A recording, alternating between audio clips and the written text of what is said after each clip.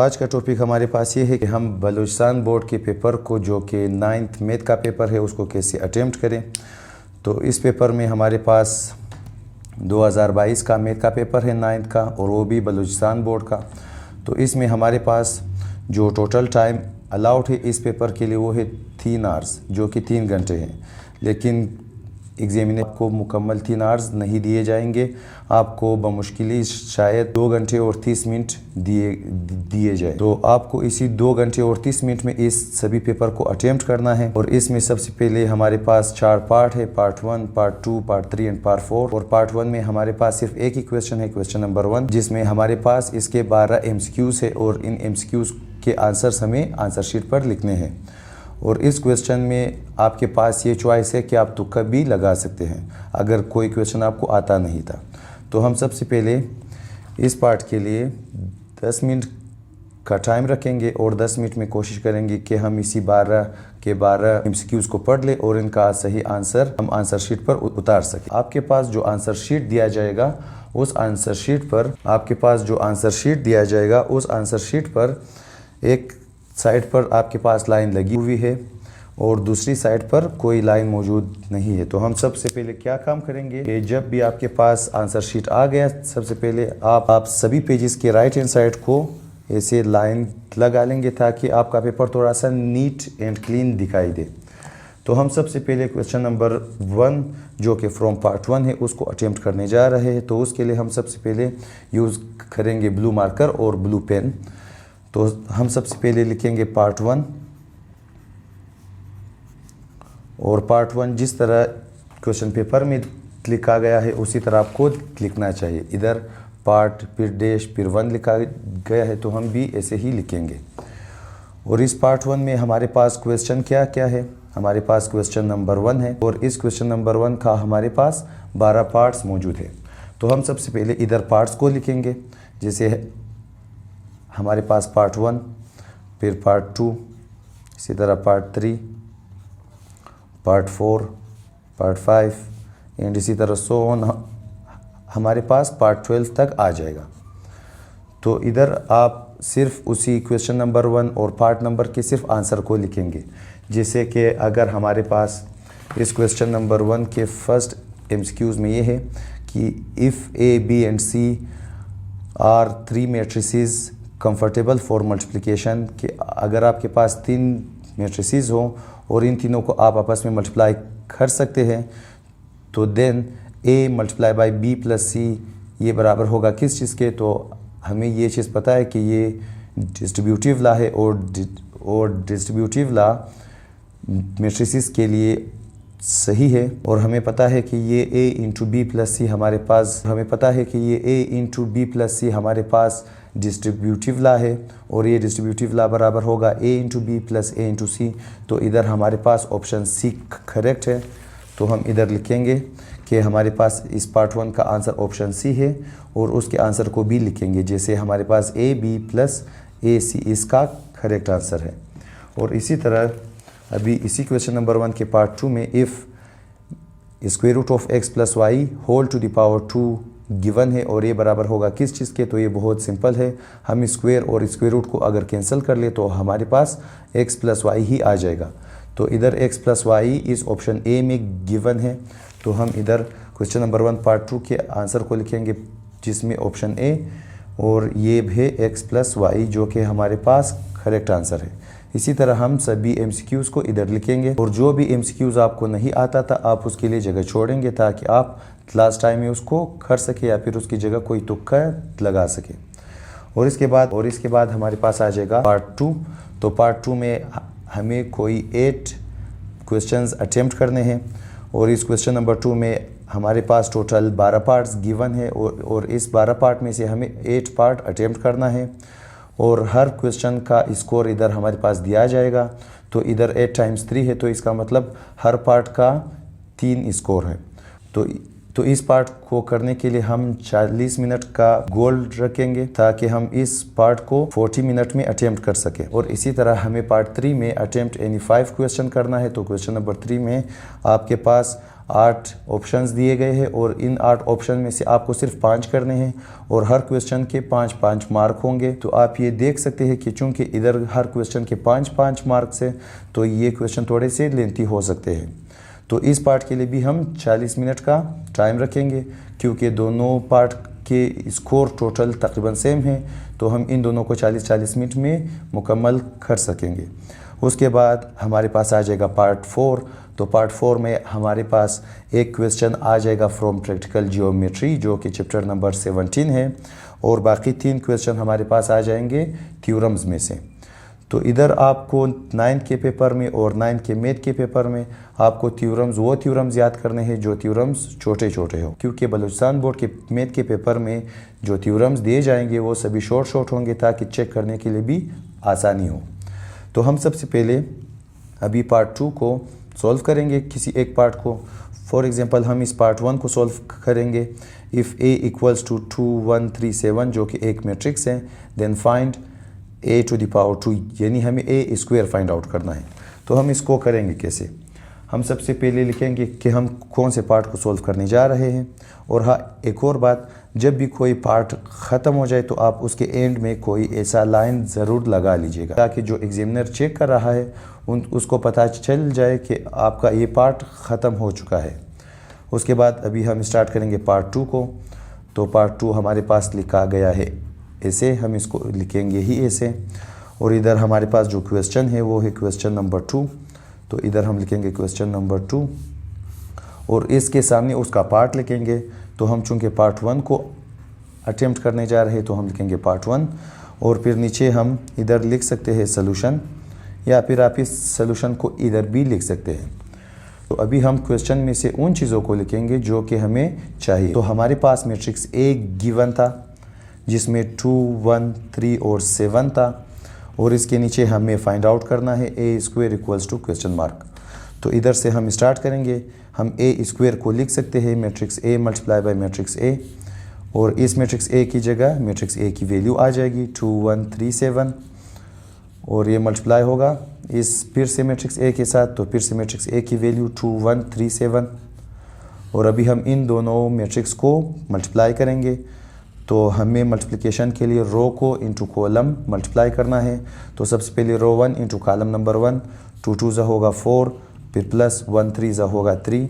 इसी तरह फिर हम रो 1 को कॉलम 2 के साथ 2 1 ज़ा होगा 2, 1 मल्टीप्लाई बाई 7 होगा 7 और इसी तरह फिर रो 2 इंटू कॉलम 2, इसी तरह फिर रो 2 इंटू कॉलम 1, 3 इंटू 2 होगा 6, 7 इंटू 3 होगा 21 और इसी तरह रो 2 इंटू कॉलम 2, सो 3 1 होगा 3, 7 इंटू 7 होगा 49 और अभी हम इन सभी को ऐड करेंगे। तो 4 + 3 होगा 7, 2 + 7 होगा 9, 6 + 21 होगा 27, 3 + 49 होगा 52।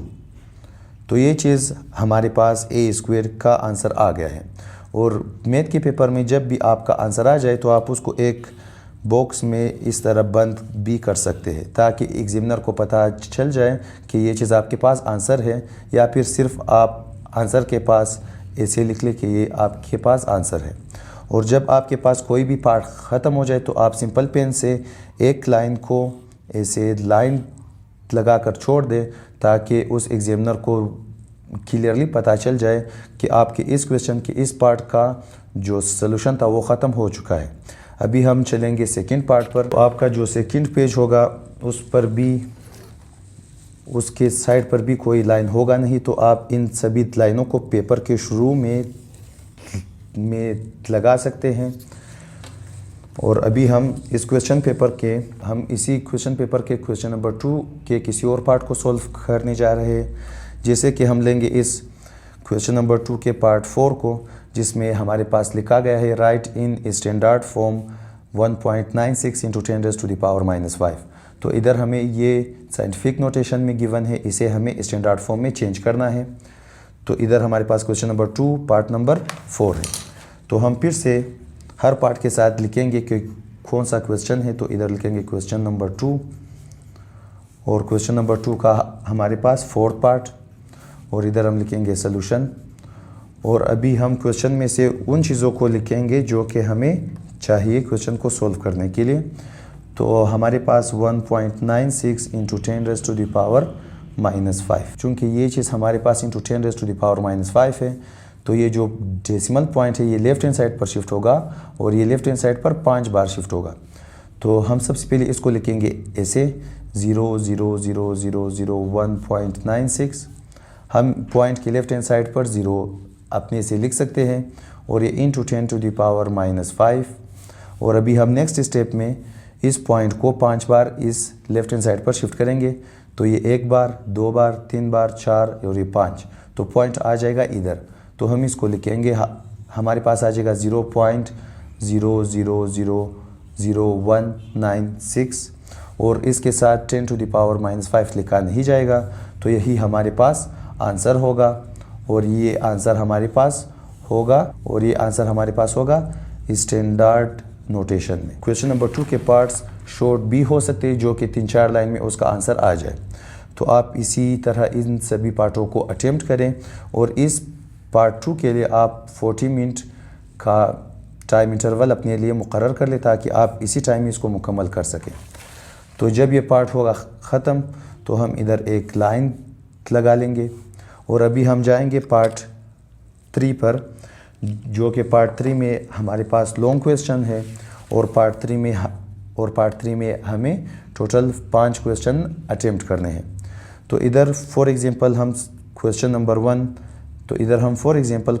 3 के पार्ट 1 को सॉल्व करेंगे। तो हम सबसे पहले इधर लिखेंगे कि हमारे पास ये पार्ट 3 स्टार्ट हो रहा है, तो इधर लिखेंगे पार्ट 3।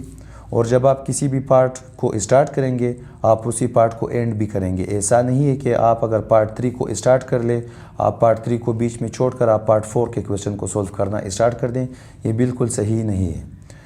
तो आप जिस पार्ट को स्टार्ट करने जा रहे हैं आप उसी पार्ट को आखिर में ख़त्म भी कर लेंगे। और अगर उसी पार्ट के क्वेश्चन आपके पास रह जाए तो आप अगर लास्ट टाइम में उसके लिए टाइम निकाल सकें तो आप लास्ट में उसको लास्ट में कर सकते हैं और उसके ऊपर लिखेंगे कि पार्ट 3 और इधर ब्रैकेट में लिखेंगे रिमेनिंग पार्ट। तो इधर हमारे पास क्वेश्चन नंबर 3 है, तो क्वेश्चन नंबर 3 लिखेंगे और इसका पार्ट 1 है तो हम पार्ट 1 लिखेंगे और इधर लिखेंगे सॉल्यूशन। और इधर हम क्वेश्चन में से जो भी चीज़ें हमें चाहिए उसी को हम उठा लेंगे। तो इधर हमारे पास जो क्वेश्चन नंबर 3 पार्ट 1 है, इसमें पूछा गया है कि फाइंड अननोन वैल्यूज़। तो हमें इस मैट्रिक्स वाले इक्वेशन में से जो अननोन है उनकी वैल्यूज़ को फाइंड आउट करना है। तो हम सबसे पहले इसी को लिखेंगे। तो हमारे पास मैट्रिक्स है 1 4 -2 3 मल्टीप्लाई बाय b इंटू 2 और इधर 10 और a।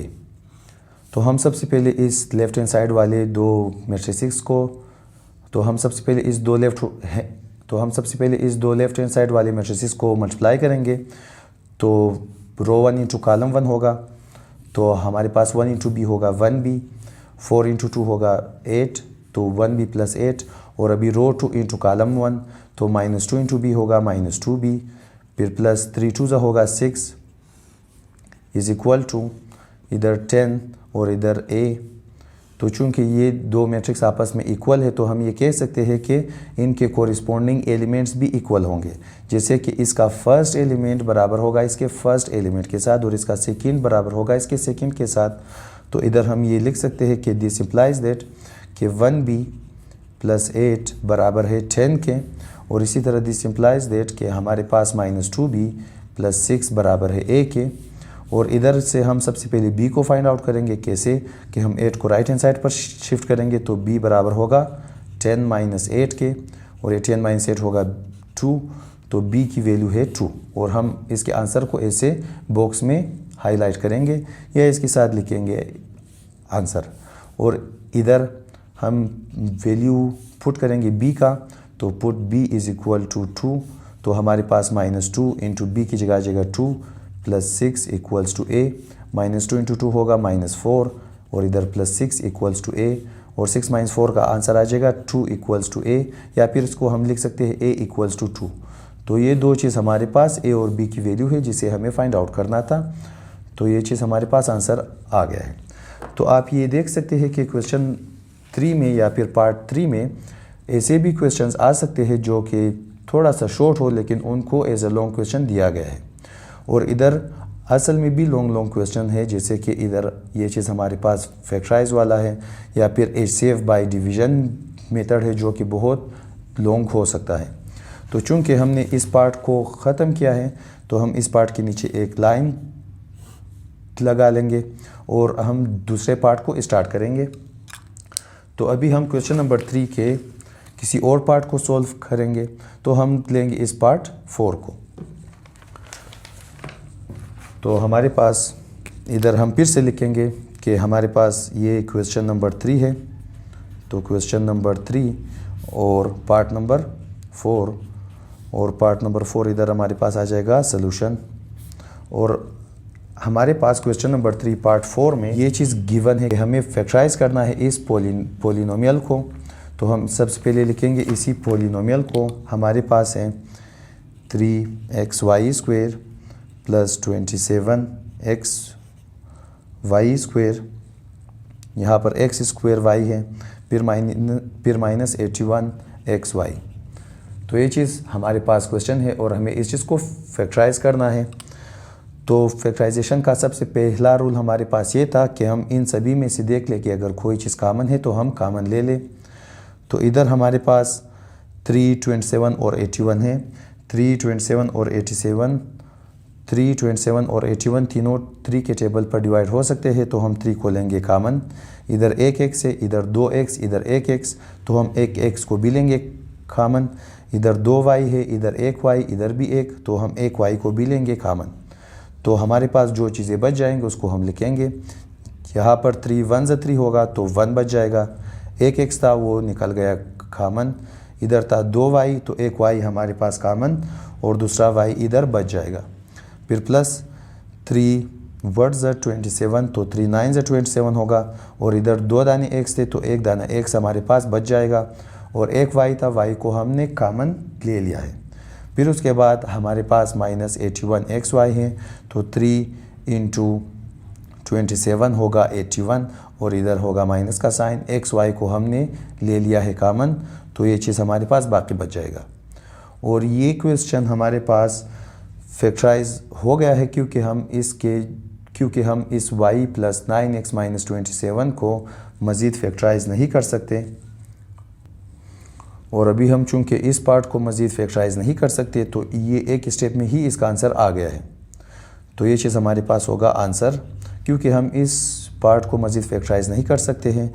और इधर जो भी हमने फैक्टराइजेशन के लिए इस्तेमाल कर सकते थे हमने यूज़ किया है। तो इधर हमारे पास सभी प्रोडक्ट की शक्ल में आ गया है, तो यही हमारे पास इसका फैक्टराइज फॉर्म है। तो इधर आप ये देख सकते हैं कि पार्ट 3 में जो कि as a long question count हो रहा है, उधर ऐसे भी सिंपल क्वेश्चंस आ सकते हैं और लॉन्ग क्वेश्चंस भी आ सकते हैं। तो अभी हम चूंकि ये पार्ट हमारे पास ख़त्म हो गया है, तो हम इस पार्ट के नीचे एक लाइन लगा लेंगे।